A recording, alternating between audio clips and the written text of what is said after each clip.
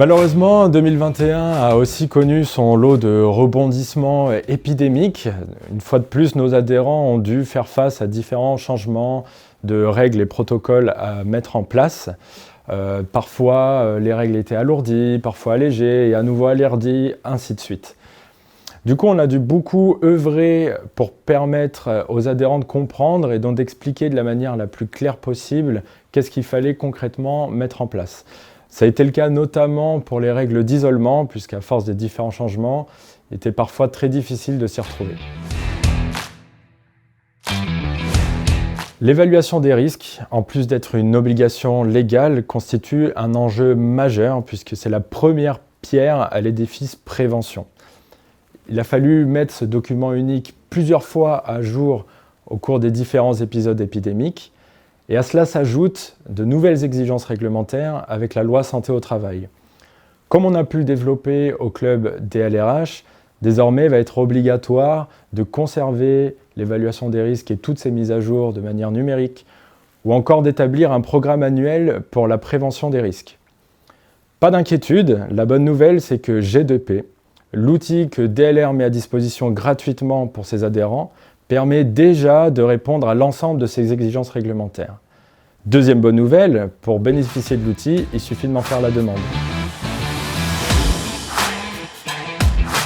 Une fois les risques évalués, vient l'envie de progresser en sécurité. Par contre, des fois, ça nécessite des investissements qui peuvent être conséquents pour l'entreprise. Pour aider ses adhérents, DLR a développé depuis plusieurs années une convention nationale d'objectifs avec la Caisse nationale d'assurance maladie qui permet d'établir des contrats de prévention pour obtenir des financements lors d'un projet d'amélioration de la sécurité ou des conditions de travail. Pour tout comprendre sur cette convention nationale d'objectifs, je vous invite à revoir le webinaire que nous avons réalisé en mars à ce sujet ou m'adresser directement votre demande. Comment progresser en sécurité et en environnement? Par où commencer? Comment promouvoir la démarche auprès de ses clients ou de ses fournisseurs? La réponse en quelques lettres, c'est label SE+. Puisque être labellisé permet d'adresser ces différents sujets et de progresser dans ces domaines. En 2021, le nombre d'adhérents labellisés continue d'augmenter, mais il y a encore de la place. Alors n'hésitez pas à me contacter pour avoir des informations sur ce sujet. D'ailleurs, je peux même me déplacer dans votre entreprise pour effectuer un diagnostic.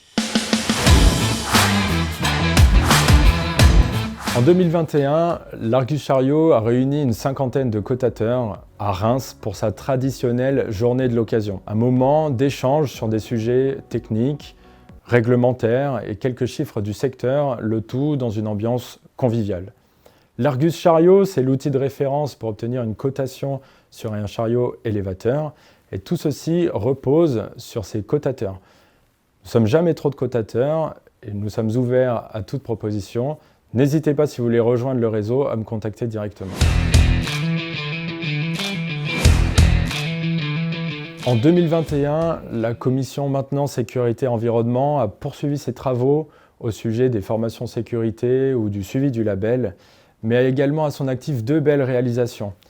La première, c'est l'obtention, grâce au travail commun avec d'autres fédérations professionnelles telles que la FFB, la FNTP ou Evolis, du report de la fin de l'avantage fiscal du GNR, report jusqu'au 1er juillet 2023.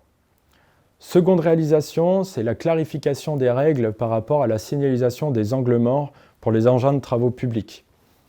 En plus de ça, nous avons permis à nos adhérents de se fournir en autocollant angle mort via le service achat DLR.